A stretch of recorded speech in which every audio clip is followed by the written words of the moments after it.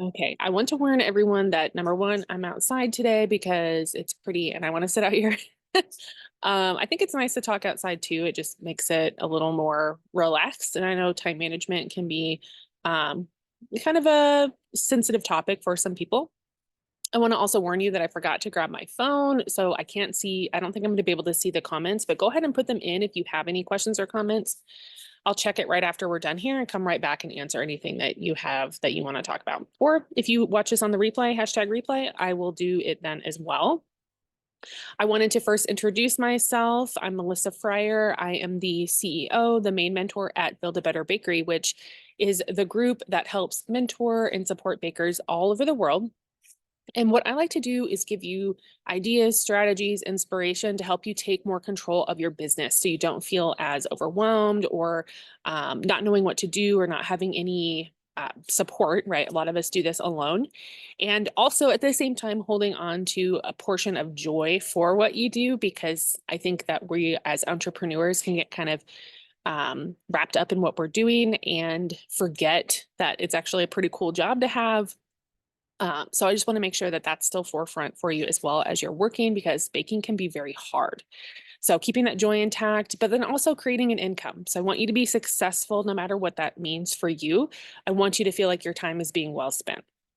And as a professional baker myself, working for others and for myself for the almost 20 years now, I'm here for you and I'm here to share good information with you. So as I mentioned, throw up your hashtag replay. If you're on the replay, throw up your hashtag live if you're on the live. So here at Build a Better Bakery, the theme for April live sessions specifically is taking control of your time management. Today's topic is all about looking at 3 universally used time management strategies. I just want to lay them out for you to give you a leg up as you get more organized. You can choose maybe where to start or which one you want to practice with a little bit more today or this week.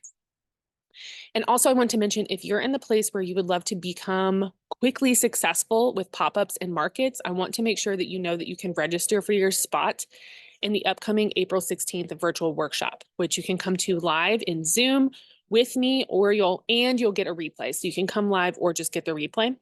And what we're going to be doing is handing you everything you need to get started. So we're going to help you choose places. We're going to help you plan what to bake.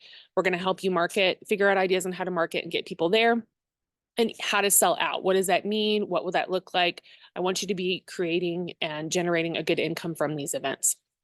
So if no matter what it is that you want to do, porch pop-up, pop-up location, markets, vendor events, whatever it is, anything in that category, we're basically covering, the basics and the understanding of how to be successful at those things. You can always go to buildabetterbakerynow.com/workshops. That's going to give you all the upcoming opportunities, including the April workshop, and how you can bundle it as well if you want to get more than one workshop at a time. Okay. So to stay in the know about these lives, you can check the events in the group. I usually post at the beginning of the month, post everything for the month. You can send Melissa Fryer, that's me, a friend request on the Facebook platform specifically. That will allow me to invite you directly whenever new events are made. That's the only way I can really do it now because the group is too large. You can hang out on the email list. That's where you're going to get direct. I started sending invites for these before they happen, as well as you'll get direct replay links kind of sprinkled in after they happen. And you can also subscribe to our YouTube channel, which is a great place to get pretty consistently updated replays that I put them up usually right after we're done here. And it's kind of like a video on demand situation off of Facebook. So that's a really good place to be too. I go live every Thursday at 9 a.m. Mountain Time right here in the Bakery Business School group to make sure you're getting new, fresh content that supports your journey. And you'll almost always see it on YouTube right after that as well. So it might not be 9 a.m. Mountain Time, but it'll be sometime that day usually. Okay, so we're going to hop right in. And as I mentioned, I can't see the comments right now, but I'll get to them in just a few minutes. The topic is time management strategies, but I want to discuss something first with you before we talk about this, because time management may be more difficult for you if you are, number one, not really clear on how long certain tasks are going to take. And this is kind of when you're new to baking or you're trying new things out in your business and you're just not really sure, estimating or guesstimating how long that time period is actually going to be. Also, if you're trying to juggle multiple jobs or responsibilities, that's where time management can get a little hairy, because those other responsibilities and jobs can come in and kind of mess up what you planned for baking. So in these cases, definitely make sure, just start timing yourself. Just do it now, get a little timer, or use your phone or use the Alexa or whatever you have. Time yourself and just start seeing how long is this actually taking me. That's going to help you get better at estimating for future planning. And also use the same time management strategies for your other jobs and your other obligations. So don't do it just for baking, do it for basically your whole life. That's going to help really pull in baking into your everyday situation so that you're not kind of putting it on the back burner all the time, making it more forefront, but also making sure everything has an even playing field. So the first of our universal time management strategies for bakers is number 1, the block schedule. This strategy is pretty well known. So if you're into time management or you're into scheduling, you've probably heard of this one before. It's pretty popular with bakers who already use calendars. So if you're already kind of like a calendar person, this is going to fit in pretty easily to that. The basics are that you estimate the time needed to complete tasks and place them into your calendar with usually a color-coded system. When it says block scheduling, it's like different colors of blocks. You write in the block what it is that you want to focus on, and then you put it into the calendar. Most people like to use stickers, highlighters, etc. with a paper calendar, but digital calendars work too. You just have to stay on top of whichever one it is.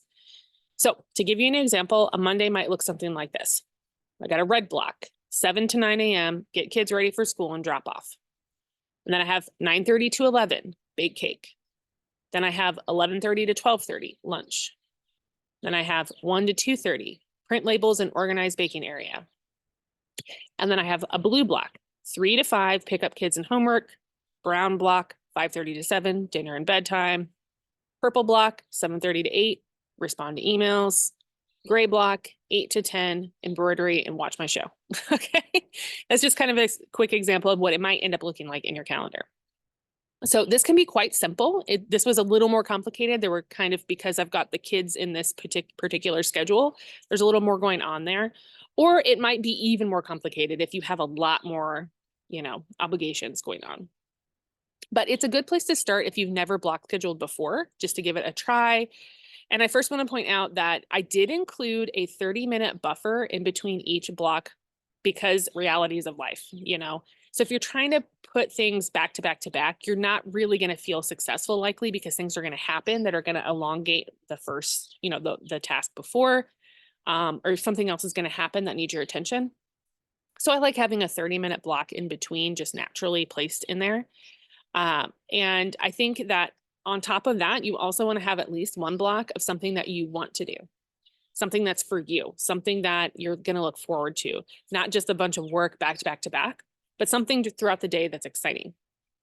Ideally, you'll want to plan it so that you can succeed and feel successful with your day. So you want to make it challenging enough that you're actually getting things done, but not so challenging that you'll never reach a completion, and you never feel like you actually did it all the way through.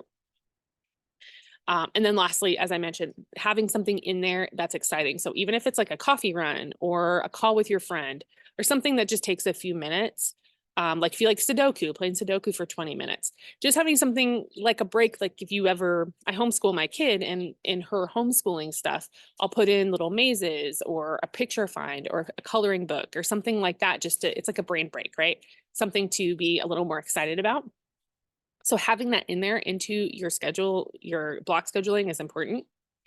And then lastly, I also want to point out that this type of scheduling is not going to help you is not going to help you as well as it would if you don't understand how you spend your day yet. So this might not be the first one to start with. I'll go over a couple more that maybe would be easier for you to start with. The second one would be. So if you understand how your day is working and how your time works, this will be a good one. But what's nice about it is once you get that basis, you have an hourly reminder system essentially, which is nice. And also kind of an accountability partner that's already standing there saying like, hey, this is what we're doing for the day. And it could help you stay on track by trying to hit those goals. So let me know if you like that one or not. Block scheduling, let me know with a 1 or a yes if you've tried it before. 2 or no if you've never done this before. Just let me know in the comments and I'll come back in just a few minutes. The second strategy is power hours. Probably one of my favorites of all time. I think it's because it's a really good confidence boost, and it is going to help you thrive in a short period of time and start building confidence to work on more complicated time management. So this is likely the one that I would suggest starting with. And this is good for people who are constantly multitasking and not getting much done, which can be pretty counterproductive for how you're feeling about yourself and your time. So if you're into multitasking, I'm going to ask you to do this instead. The basics for Power Hour are that you choose a task, usually something that can be stopped and started without an issue. So, doing this for baking at the beginning might not be the best, especially if you don't know exactly how much time it's going to take, or things might kind of get in the way, because baking is sort of a timed thing in the oven. So it's a little more difficult to just stop and start whenever you want. But this could be something like organizing or cleaning or working on a long-term project that you're going to end up doing, every week essentially. So you choose that project and then choose a time to start and set a timer for 1 hour. That's it. So I'm going to start at 4. I'm going to set the timer for 1 hour. You don't engage in anything else. So it's literally a very direct use of your time. And it's just for that 1 hour and just that one project. When the timer goes off, so that would go off at 5 p.m. If I started at 4, it would go off at 5. Apparently the birds are having a small fight. Okay. Once it goes off, you're done. So you don't just stop doing it. Even if you have like 20 more minutes, try not to. Try to just keep it to the hour because it's more of an exercise to get you accustomed to this type of time management. So you can schedule that for the next day. In fact, I would suggest if you started with Power Hours, maybe doing 1 hour a day, and then you can come back to that project the next day and finish it off and maybe start something else. And in reality, this is how it works at most other jobs anyway. Like when you clock out kind of thing. So it's just kind of giving you a different way to deal with entrepreneurship rather than feeling like, oh, I've got to work to the bone every day till it's done. If there are certain tasks that you can stop and start, give yourself a chance to do that. For me, this helps me focus on things that I put on the back burner a lot. So that's like organizing my workroom. I kind of leave things around. So that's one thing. Getting on the computer, that's difficult for me. So like doing my bulk emails, things like that, adding people to the Facebook group. I do Power Hours for those kinds of things. Or if I want to plan or just brainstorm, just setting a timer for 1 hour and thinking about, some upcoming holidays or how I want my Q3 to look, that kind of thing. Ooh, large bumblebee just flew over my head. So you may want to start with this strategy. I think this is probably the best one to start with. If you're new to time management or you're feeling discouraged or you just have a lot of things piling up around you, this would be a good one. It does not require that you know how long something takes. So if you have not, if you're kind of new to this and you haven't been timing yourself and you're not really sure what's happening, this is just setting an hour on to the side where you're focusing. That's really all this is. And I would suggest just starting with the hour. It's easy to push it up 2, 3, 4 hours, but really just start with the 1 and see how that goes. It's, as I mentioned at the beginning, it's great for building self-esteem when it comes to accomplishing tasks and getting ahead on larger projects. So definitely a good place to start. And I want to cover one more strategy, which is the daily theme. I would say this is more so how I do things. It's likely a strategy that's a little more advanced. So I'm going to describe it to you. And some of you might already be doing this. Usually I see bakers who've been baking for a couple years or more doing it this way because it's kind of like the idea of Power Hour and block scheduling put together, but in a more self-directed way. And although block scheduling is highly effective for many bakers that I know, including a couple of my really good friends, it really just doesn't work for me long term. I just have these creative tendencies where I will decide to do a project with my kid, or I'll decide to like plant the garden one day because it's the right temperature and it's raining, or things come up that I kind of push some things to the side to get the other thing done. So that's where block scheduling doesn't always work for me that well, but it can. So just because it doesn't work for me doesn't mean it won't work for you. But I do want to talk about the theme days because that's something I tend to do more of. And so that's a situation where instead of breaking up my day by the minute, I instead pick an amount of themes or tasks to accomplish, kind of like a to-do list throughout the day. And I like to set a rough time or a goal for getting it done. And usually that's literally like an AM or a PM marker. Okay, so it's just like, do I need to get this done before noon or afternoon? And if a task must be done that day, like, hey, this is the last day I have to do this, I highlight it or I put a star by it. I just make sure that my brain can see, like, hey, that's the priority. So my Monday list might look something like, here's my Monday on my calendar. And I wrote return emails, water plants, call Jess, and bake cookies. And I have those 4 things on there. And I may write them in AM or PM sections. So like, depending on where I wrote them is where I will do them. Or I may write a rough time to start by if I know how long it's going to take. And I know if I don't start by 4, I'm not going to get done by bedtime kind of thing. So knowing how long it's going to take is going to be kind of important for this one. I already know that I can estimate the emails are going to take about an hour. I know the watering is going to take about an hour. I know the call is going to be probably about 20 minutes. And I know the baking is going to be about 3 hours because I've timed it and I know how much all of this takes. And I've done it before. So this does require that you not only know close to how long you have to spend on it, but keeping the promises to yourself when it comes to actually doing it is really important. And if you already aren't good at that, I would not start here. So the goal of finishing the list, or at least getting the must-do items done, is an internal goal. And it's important that you can do that on your own before attempting this style. So I would say, and the reason we're bringing this up is I'd say that likely this is where a lot of bakers start. They just create a to-do list and they're trying to go at it from all directions to get things done. But I think it's really the most advanced strategy. And it's usually not where I would suggest a new person start. It would more be power hours, just to get used to it, and then timing yourself on the side as you're doing other tasks so you can more understand the time involvement that you're working with. So I will say that try this if you want. If you're new, you can still try it, but it might not be as successful as the other option.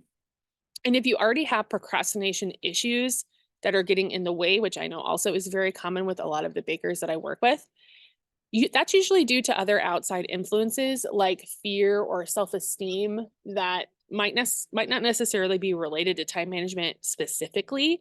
Those might be other things that need to be worked on. So that's why I was suggesting the power hour to raise the confidence and the self-esteem first, so that you can move into maybe block scheduling. And I'll give you kind of a breakdown of what I would suggest working on. So again, if you have attempted this style of just like a random to-do list and it's not working for you, it's okay. There's other things to try, and it's likely just a little too advanced where we need to start at the basics first. Okay, so to recap for you, the 3 universal time management strategies most bakers in our BABB community use with success are block scheduling, power hours, and theme days. I suggest starting with power hours for 1 week. So what I want you to do is 1 hour per day for 7 days. See how it goes and see how you feel. You can choose anything you want. I would suggest something that does not have a hard start and finish time.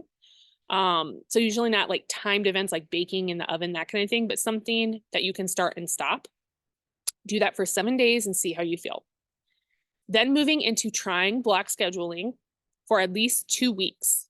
So that is going to help you think about what you're doing. Oh, also when you're doing power hours, time yourself on the side with your other tasks, even just your normal daily tasks, to get used to how much time you're really spending on things. Okay, so that's going to help you with the 2 weeks of block scheduling. You're going to learn more about yourself. You're going to learn more about your day. You're going to learn more about the things that you're doing that maybe you hadn't even really considered were something you were doing every day. Get that, give it a go for 2 weeks and kind of see how that feels. Just print a calendar out or get something digital, or use it in Canva, etc. And then lastly, move into the theme days. Try that out where you've got you can do it like me where it's AM, PM, and you're kind of just splitting them up. Or you might want to stick with block schedule if that's easier for you. Whichever one is best. At this point, hopefully your confidence has risen and you're better estimating the time needed for the task. So it's going to be easier for you to do those more complicated time management structures. Okay, now I want to mention one other note before we get off of this topic today, because I know time management is really important to a lot of you in the group, is that overworking yourself and thinking that it's a time management issue is pretty common. So a lot of times when I'm talking to bakers who are saying, hey, I need help with time management, it's more so I think that you're trying to do too much with your time, with what you have. And it's really kind of an unrealistic goal. You're saying it's time management, but I think it's actually, you're just over committing yourself. And like I said, it's really common. I've done it before in the past. I still kind of do it sometimes, so I get it. But I just want to point it out here because a lot of us are blaming ourselves and being upset that we're not good enough at time management and we're wasting our day and all this kind of stuff. But I'm not sure that that's actually what's happening. Just if you're planning too much or you're expecting too much from yourself and not being able to do it all, it's really not your fault. There's only so many hours. We're only capable of so much. And time management can't make more hours in the day. So it can help you manage what there is, but if that's not working, it's likely that you're overcommitting. So you can do yourself a favor and take a step back. Just kind of use these little strategies to try them out and determine if what you're expecting of yourself is even possible or healthy. And then realize that if you're trying to make a specific income, let's say you need to make X amount of dollars per week or X amount of dollars per month, trying to work a ton to get there, maybe selling low cost products, that could eventually be the problem, right? Is that you're working on projects or items that aren't creating enough profit. And that's like a whole different topic. So it might be that you need to start working harder or smarter rather than harder on these things. Deep dive with me onto your value-based pricing, your offers, etc. Maybe talking about other ways to make more money with less time, like the events and the pop-ups that we're talking about in April. That's an opportunity to make more money with less time. Different things like that, because we want to get you out of the rat race of a low income business and get you focusing more on income generation with the time that you do have. So please do schedule your free 20-minute call with me to talk about this. I know everyone's got a unique story and situation. I want to make sure I understand what you have going on before giving you a suggestion. Or get into a workshop. We're going to be talking about the events and the pop-ups. We're going to be talking about getting into the wedding industry. We're also going to be talking about teaching and hosting classes. The reason we're doing this in quarter 2 is I want to give you 3 ways to create more money with less time in your business and help kind of create different streams of income for you so you're not stuck in a low income stream. I want to make sure you can kind of elevate what you're doing. So that's why we're focusing on that these next few months. So you can get that 20-minute phone call with me, which everyone gets one that's in the group. Just go ahead on schedule it on the website. Or if you have already had your 20-minute call and you want a longer session, or you just want a longer session that has notes and action plans and recording, there are those longer sessions on there as well that you can pick from, even including one that comes with a 90-day plan for you, which is really helpful for people who need help with planning. So I'm doing my best to try to make sure you've got support in this area. All right, let's go on for the news for April, which I've covered a little bit about. The workshop is important this month because I get a lot of questions about this. And if you're looking to become a top seller at pop-ups and markets, not waste your time, not be overwhelmed, not know how much to take, not know which ones to pick, not know how to plan a menu. If you want to have all that information, it's available and it's happening April 16th. Either live or on replay. So if you can't make it to the actual time, you'll still get the replay if you register, plus all the bonuses. My goal for each baker who attends is to get you feeling confident, number one, so you know what's going on. I want to set you up with important prep information. So I'm giving you checklists as bonuses for both pop-ups and markets. They're a little bit different. So I want to make sure you've got checklists for those. And I want you to be generating hundreds in sales per week with the porch pop-up or a location pop-up. And for the larger markets, I want you bringing in at least $1,000 in sales from every single market you go to, choosing the right ones and planning the menus, et cetera. That all feeds into being able to create that kind of income. So I want y'all to be at that level pretty much right away after our workshop. We're going to be deep diving into popular topics, everything I listed, how to know what's a good event or not, what questions to ask to figure out that answer, how to prepare your menus, how much to make, how to market and get people there and excited to come see you, baking timelines, pricing considerations for your table, how to sell more at your table with different pricing strategies. We can talk about packaging, all kinds of good stuff, your table setup, all of that. As I mentioned, the bonuses included are going to be checklists for these types of sales situations. So you know how to prep without the overwhelm. It can be kind of like, oh my gosh, what am I missing kind of thing. So I want you to have the checklist that I use so that you know you're not gonna forget anything. Sorry about this like itch on my face. And then also I'm going to include a special 20-minute mentorship session that you can use at any time for your convenience. But if you'd like to use it to speak about the pop-ups and events, that would be a good subject, obviously. So after the workshop, if you have questions, there'll be a Q&A session, but then also the 20-minute sessions included. So we can get together and talk about what you have planned and make sure everything's good to go before you actually head to the event. You can absolutely have amazing results right away if you know what to do and if you know what to look for with your pop-ups and events. And that's why we're doing the workshop. I want you to feel prepared for this year, and I want this to be your best year in sales.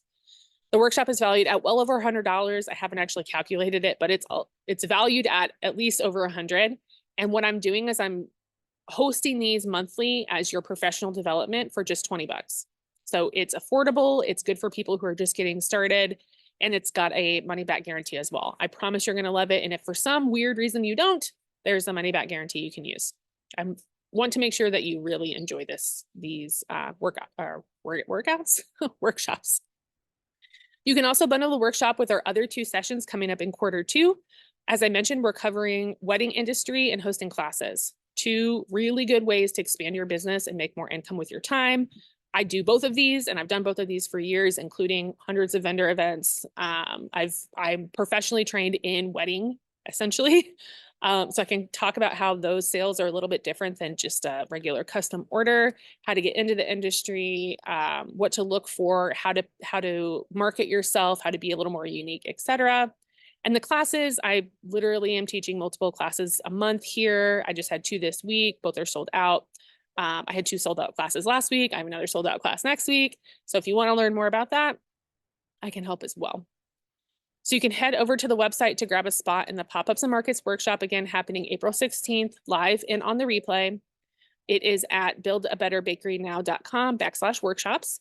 And you can bundle all 3 of the Q2 at a discount. So that's why I'm mentioning all 3 together, so you can get them all together. Lastly, if you want even more support to get to your goals and make your baking dream a reality, a little more than just a workshop, you can consider joining the Elite Mentorship Program, which is more of like a group hand-holding situation where you're going to get the monthly workshops included with your membership. So you no longer have to buy those. You're just included because you're an elite. It's just part of your elite resources on top of a weekly live meetup with me. It's kind of like an office hour where you can come in on Tuesdays. We'll talk about whatever it is you want to talk about, making sure you don't feel alone and that your questions are being answered. And there's also extra opportunities from our other coaches in the group as well. You have 24/7 access to our large Baker's Vault. It's got a lot of sessions of the most commonly asked questions from elites over the last few years. That's in there for you to binge at any time. There's also VIP pricing benefits when it comes to private coaching. You can email any of our coaches with questions at any time. We just want to make you feel super supported in there. And that is at buildabakerynow.com/elite mentorship program. I can put this all in the comment section in just a little bit.